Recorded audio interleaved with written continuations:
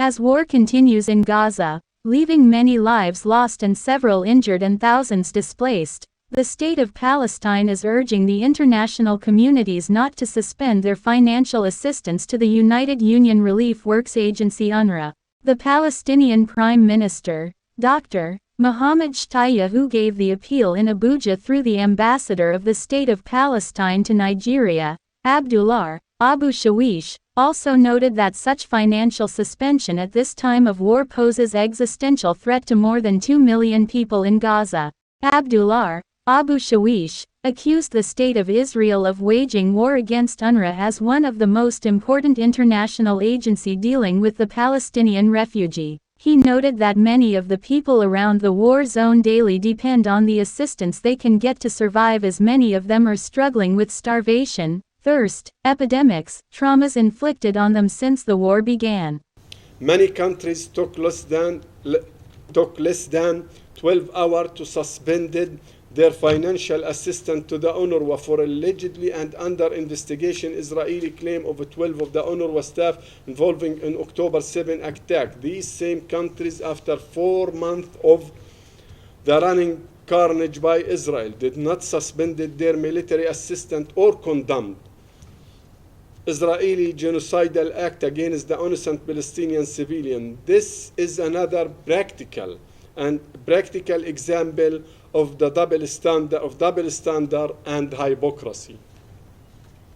Suspending financial assistance to UNRWA at this exact time poses an existential threat to more than 2 million people in Gaza who are totally dependent on it for their daily survival.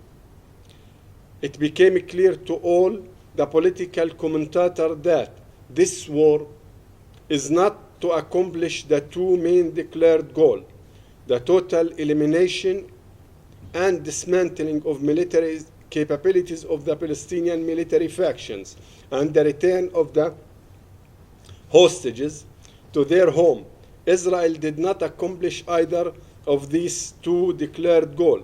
It is a war to save the current Prime Minister office and the other fanatic and messianic minister's office.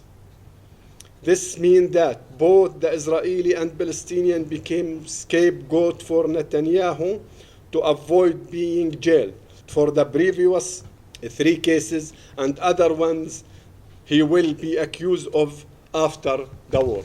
Speaking on the decision of the International Court of Justice, the Palestinian Prime Minister expressed hope that the decision of the International Court will include immediate ceasefire due to the suffering of the people in Gaza. I would like to start by extending many thanks to South Africa with political leaders and people for their strong stance in upholding international law and holding Israel accountable for its crime.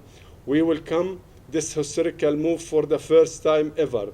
After 75 years of violating and trampling international law with full immunity and impunity, Israel will be in the right place it deserves, in the defendant box, being used for committing the crime of genocide. 6 out of 9 provisional actions have been adopted by an overwhelming majority of the judges, which is literally implemented, which if literally implemented will put an end to the current textbook genocide conducted by Israel against the Palestinian people and put an end to nearly 4 months of unbearable suffering. An important measure is that Israel obliged to present a report within 1 month on the steps it took to abide by the 6 provisional measures.